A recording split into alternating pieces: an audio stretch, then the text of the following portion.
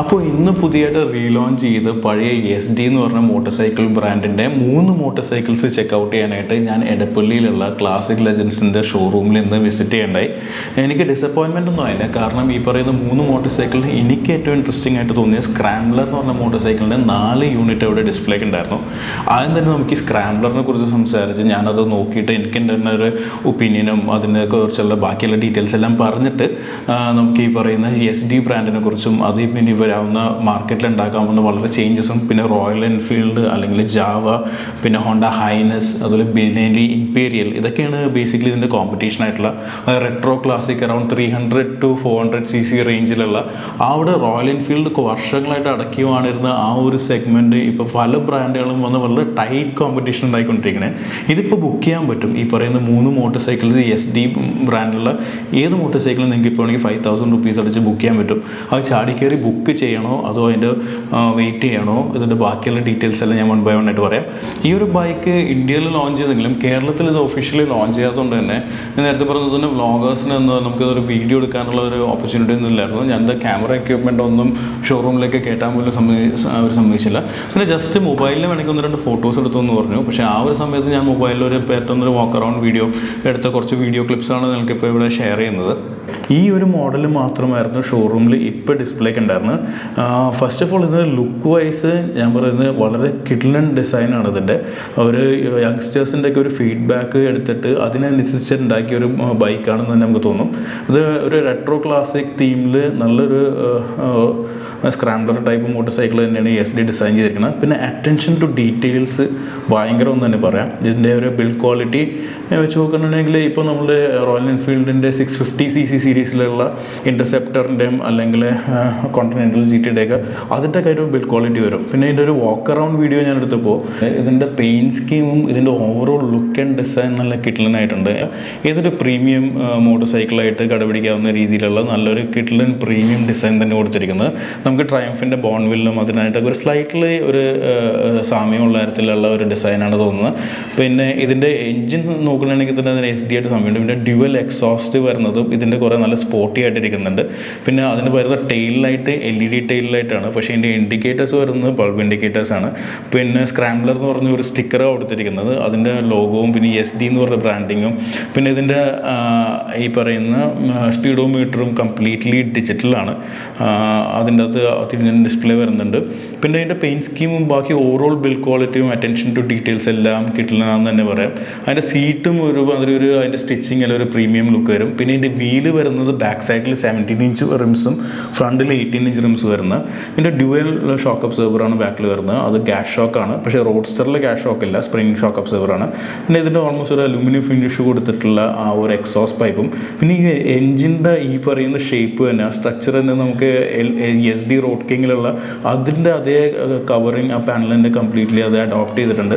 ഇപ്പോൾ നമുക്ക് ഈ ഒരു Yezdi ആണെന്നുള്ളതിൻ്റെ അതിൻ്റെ ഒരു കൈൻഡ് ഓഫ് ഒരു ഡിസൈൻ എലമെൻറ്റ്സ് ഒക്കെ കൊടുത്തിട്ട് പിന്നെ ഈ പറയുന്ന ഹാൻഡിൽ ബാർ തന്നെ നമുക്ക് ആഫ്റ്റർ മാർക്കറ്റ് വാങ്ങിച്ച് പലരും റോയൽ എൻഫീൽഡിൽ ഫിറ്റ് ചെയ്യുന്ന തരത്തിലുള്ള ഹാൻഡിൽ ബാറാണ്. പിന്നെ ഇതിൻ്റെ LED ഹെഡ്ലൈറ്റാണ് വരുന്നത്. പിന്നെ നമ്മൾ അതുപോലെ എക്സ്പൾസിലും റോയൽ എൻഫീൽഡ് ഹിമാലയനിലൊക്കെ കാണുന്ന പോലെ തന്നെ ട്വിൻ ആയിട്ടുള്ള ഒരു മഡ് ഗാർഡ് സെറ്റപ്പാണ് വരുന്നത്. ഇത് ഫ്രണ്ട് 18 inch വീലും പിന്നെ വളരെ ബിഗ് സൈസ് ആയിട്ടുള്ള ഡിസ്ക് ബ്രേക്കും ഉണ്ട്.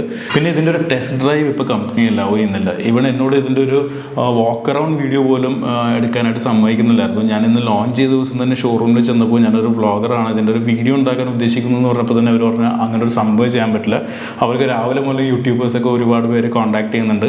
പക്ഷേ അത് അലൗഡ് അല്ല, അവരുടെ പോളിസിക്ക് എഗെയിൻസ്റ്റ് ആണ്. കാരണം അത് കേരളത്തിൽ ഈ ബൈക്ക് ലോഞ്ച് ചെയ്തിട്ടില്ല. ലോഞ്ച് ചെയ്യുന്നത് 20th അപ്പോൾ 20th ഇൻവൈറ്റ് ചെയ്യാം. ആ സമയത്ത് ടെസ്റ്റ് ഡ്രൈവ് ചെയ്ത് ബ്ലോഗ് ചെയ്യാന്നുള്ള രീതിയിലാണ് അവർ പറഞ്ഞത്.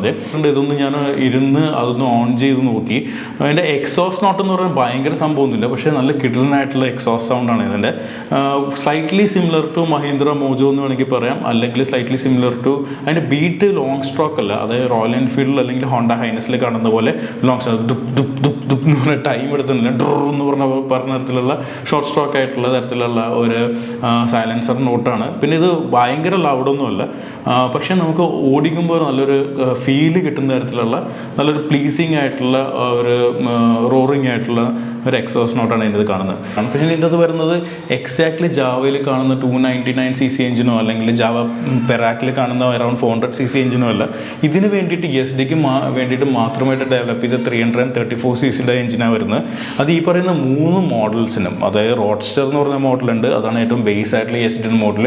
പിന്നെ ഇപ്പോൾ നിങ്ങൾ കണ്ട സ്ക്രാംബ്ലർ എന്ന് പറഞ്ഞ മോഡലുണ്ട്. പിന്നെ ഏറ്റവും ടോപ്പായ അഡ്വഞ്ചർ എന്ന് പറഞ്ഞ മോഡലുണ്ട്.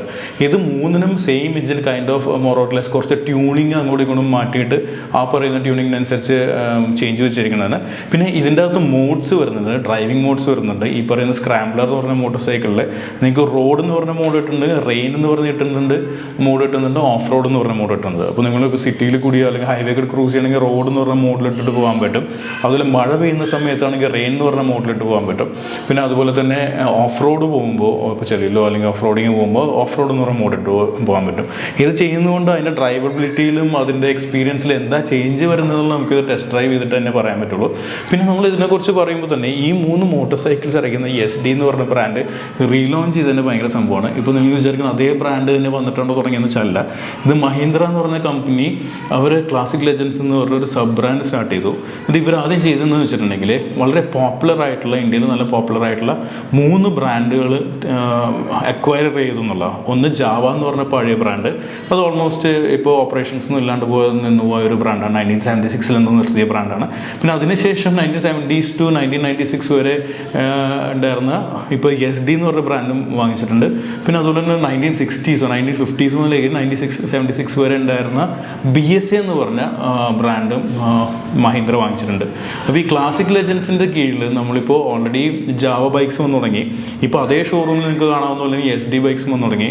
മേ ബി ഇനി ഒരു വർഷത്തിനുള്ളിൽ BSA എന്ന് പറഞ്ഞ UK ബേസ്ഡ് ബ്രാൻഡായിട്ടുള്ള BSA എന്ന് പറഞ്ഞ ബൈക്കിൻ്റെ 650cc ട്വിൻ സിലിണ്ടർ മോട്ടോർ സൈക്കിൾസും കണ്ടു തുടങ്ങും. എന്തുകൊണ്ടും എൻ്റെ ഒരു അഭിപ്രായത്തിൽ നമ്മളെപ്പോഴും ഈ റോയൽ എൻഫീൽഡ് തന്നെ റിലൈ ചെയ്യാതെ, റോയൽ എൻഫീൽഡ് മോശം ബൈക്കൊന്നുമില്ല, പക്ഷേ നിങ്ങൾക്കറിയാവുന്ന തന്നെ റോയൽ എൻഫീൽഡ് ഇപ്പോൾ എത്രത്തോളം റോയലാണോ എന്ന് നമുക്ക് പറയാൻ പറ്റില്ല. കാരണം കേരളത്തിൽ തന്നെ അത് ഏറ്റവും കൂടുതൽ സെല്ല് ചെയ്യുന്നൊരു മോട്ടോർ സൈക്കിളാണ്, ഭയങ്കര കോമൺ ആയി തുടങ്ങി. പിന്നെ അതുപോലെ നമുക്ക് ചിലർക്കൊക്കെ അത് റോയൽ എൻഫീൽഡ് ഓടിച്ചും ബോറടിച്ചു തുടങ്ങി. വേറെ എന്തെങ്കിലും പുതിയ ചേഞ്ച് എന്തെങ്കിലും നോക്കുന്നുണ്ടെങ്കിൽ ഈ റെട്രോ ക്ലാസിക് സെഗ്മെൻറ്റിലേക്ക് പുതിയ മോട്ടോർ സൈക്കിൾസ് വരുന്നത് ബേസിക്കലി ഇങ്ങനത്തെ വന്നതിൽ ജാവനേക്കാളും ഏറ്റവും കൂടുതൽ ഹിറ്റായത് ശരിക്കും പറഞ്ഞാൽ ഹോണ്ടയുടെ ഹൈനസ് എന്ന് പറഞ്ഞ 350cc മോഡലാണ്. അതിൻ്റെ ക്ലാസിക് വേർഷനും അതിൻ്റെ ഒരു സ്ക്രാംബ്ലർ വേർഷനും നല്ല രീതിയിൽ സെയിൽ ചെയ്യുന്നുണ്ട്. അതിന് ഏറ്റവും കൂടുതൽ തുണയ്ക്കുന്നത് ഹോണ്ടയുടെ ആ റിഫൈൻമെൻ്റ് ആണ് റോയൽ എൻഫീൽഡായിട്ട് കമ്പയർ ചെയ്യുമ്പോൾ. അപ്പോൾ ആ ഒരു സെഗ്മെൻറ്റിൽ വേറൊരു പ്ലെയർ ആയിരുന്നു ബെനലിയുടെ ഇമ്പീരിയൽ എന്ന് പറഞ്ഞ 400cc മോട്ടോർ സൈക്കിൾ. അതും അത്ര ഭയങ്കര സക്സസ് ആണെന്ന് നമുക്ക് പറയാൻ പറ്റില്ല. പക്ഷേ ജാവ കൺസിഡറബിളി കുറേ കൂടി സക്സസ്ഫുൾ ആണ്. അത് സക്സസ്ഫുൾ ആയതുകൊണ്ട് തന്നെയാണ് മഹീന്ദ്ര യെസ്ഡി എന്ന് പറഞ്ഞ ഒരു ബ്രാൻഡ് ഇറക്കാനും തീരുമാനിച്ചത്. അപ്പോൾ ആ ഒരു സെഗ്മെൻറ്റ് കംപ്ലീറ്റ്ലി ടൈറ്റായിട്ട് വരുന്നതാണ്. ഇതിപ്പോൾ ഈ ഒരു മോട്ടോർ സൈക്കിൾ നമുക്ക് ടെസ്റ്റ് ഡ്രൈവ് ചെയ്യാനോ അല്ലെങ്കിൽ അതിൻ്റെ ഡീറ്റെയിൽസ് ഒന്നും അവർ പറയുന്നില്ലെങ്കിൽ ഇതിപ്പോൾ ബുക്ക് ചെയ്യാൻ പറ്റും. 5000 rupees കൊടുത്ത് ബുക്ക് ചെയ്തിട്ടുണ്ടെങ്കിൽ 55 daysനുള്ളിൽ ഡെലിവറി കിട്ടും എന്നാണ് പറയുന്നത്. അപ്പോൾ നിങ്ങൾക്ക് ഓൾറെഡി ഈ ബൈക്ക് ഭയങ്കര ഇഷ്ടപ്പെടുന്നുണ്ടെങ്കിൽ നിങ്ങൾക്ക് പോയി ക്ലാസിക് ലെജൻസിൻ്റെ ഷോറൂമിൽ പോയി ബുക്ക് ചെയ്താൽ വിതിൻ 55 days ഡെലിവറി കിട്ടും. അവിടെ ജാവ ഓൾറെഡി സ്റ്റോക്ക് ഉണ്ട്. ജാവ ബൈക്സ് ആണെങ്കിൽ ഇപ്പോൾ ബുക്ക് ചെയ്തിട്ടുണ്ടെങ്കിൽ വിതിൻ 20 daysനുള്ളിൽ ഡെലിവറി കിട്ടും. ചിലർക്ക് ഓൺ ദ സ്പോട്ട് ഡെലിവറിയും കിട്ടും.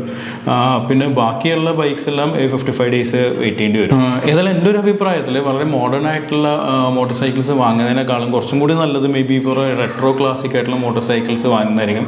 കാരണം ഇത് ഏജ് ചെയ്യില്ല. കാരണം ഇപ്പോൾ ഒരു എക്സാമ്പിൾ പറഞ്ഞാൽ എൻ്റെ ഒരു ഫ്രണ്ട്, ഞാൻ കോളേജിൽ പഠിക്കുന്ന സമയത്ത് എൻ്റെ ഒരു ഫ്രണ്ട് കരിസ്മ വാങ്ങിക്കണോ അതോ ക്ലാസിക് 350 വാങ്ങിക്കണോ എന്നുള്ളൊരു ഡൗട്ട് ഉണ്ടായിരുന്നു. അന്ന് charisma one of the best selling motor cycles ആയിരുന്നു ആ സമയത്ത്, 220cc കരിസ്മ.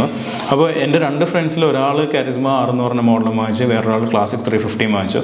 അപ്പോൾ കരിസ്മ വാങ്ങിച്ചാൽ മേ ബി ഇപ്പോഴും എനിക്ക് തോന്നുന്നു ആ കരിസ്മ ഒരു 6-7 വർഷം മുമ്പ് വിട്ട് കളഞ്ഞു തോന്നുന്നു. കാരണം കരിസ്മ എന്ന് പറഞ്ഞപ്പോൾ വളരെ ഔട്ട്ഡേറ്റഡ് ആയിട്ടുള്ളൊരു ബൈക്കാണ്. അത് കൊണ്ടുനടക്കാൻ എന്ന് കഴിഞ്ഞിട്ടുണ്ടെങ്കിലും കൊണ്ടുനടക്കാൻ പാടുള്ളതൊന്നുമില്ല. പക്ഷേ അത് എഗെയിൻ ഔട്ട്ഡേറ്റഡ് ആയിപ്പോയി ടെക്നോളജി വൈസും ലുക്ക് വൈസും. ഇപ്പോൾ ഓടിച്ചിട്ട് പഴയ ബൈക്ക് കൊണ്ടുനടക്കുന്ന ഒരു ഫീലാണുള്ളത്. പക്ഷേ ഇപ്പോഴും ആ ക്ലാസിക് 350 വാങ്ങിച്ച ആൾക്ക് ഇപ്പോഴും അത് യൂസ് ചെയ്യാൻ പറ്റുന്നു. മേ ബി എനിക്ക് അടുത്തൊരു 10 years കഴിഞ്ഞാലും ആ ഒരു ബൈക്ക് ഔട്ട്ഡേറ്റഡ് ആവില്ല. കാരണം ഇത് ഈ റെട്രോ ക്ലാസിക് മോഡൽസ് എല്ലാം പഴയ ഡിസൈൻ തന്നെ ഒരു മോഡേണൈസ് ചെയ്ത് തിരിച്ച് മാർക്കറ്റിലേക്ക് കൊണ്ടുവരുന്നതാണ്. അപ്പോൾ അതുകൊണ്ട് ഡേറ്റ് വൈസ് വെച്ച് നോക്കുമ്പോൾ ഏജ് ചെയ്യില്ല. It's already an aged design.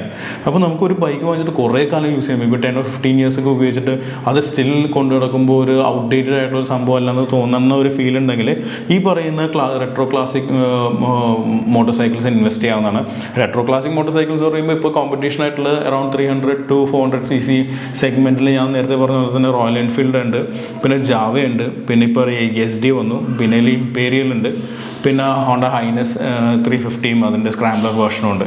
ഈ ഒരു സെഗ്മെൻറ്റ് നല്ല രീതിയിൽ കോമ്പറ്റീഷൻ വരുന്നതും വളരെ ഹൈ ക്വാളിറ്റി ആയിട്ടുള്ള പ്രോഡക്ട്സ് അതിലേക്ക് വരുന്നതും നല്ല വെൽ ഡിസൈൻഡ് ആയിട്ടുള്ള പ്രോഡക്ട്സും വരുന്നത് എന്തായാലും ഇൻഡസ്ട്രിക്ക് നല്ല കസ്റ്റമേഴ്സിന് നല്ല കാര്യമാണ്. അതുപോലെ കുറച്ച് നേരം മേ ബി ഒരു 5 or 10 years മുമ്പ് റോയൽ എൻഫീൽഡ് മാത്രം ഉണ്ടായിരുന്നപ്പോൾ നമുക്കറിയാം റോയൽ എൻഫീൽഡിൻ്റെ ക്വാളിറ്റി എന്ന് വെച്ചിട്ടുണ്ടെങ്കിൽ അത്ര ഭയങ്കര ഒന്നും റിഫൈൻമെൻ്റ് ഒന്നും അത്രയൊന്നും ഇല്ലായിരുന്നു.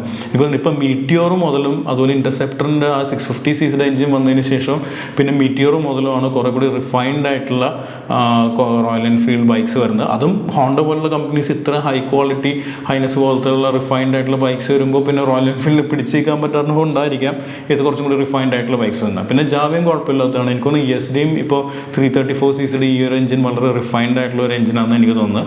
ഏതായാലും ഈ ഒരു ബൈക്കിൻ്റെ കൂടുതലായിട്ടുള്ള ഡീറ്റെയിൽസ് ഞാൻ 20th ശേഷം ഇതിൻ്റെ ടെസ്റ്റ് ഡ്രൈവ് ഇതിൻ്റെ ഇൻഡെപ്ത് ഡീറ്റെയിൽ റിവ്യൂ ഏതായാലും ഇടുന്നതായിരിക്കും.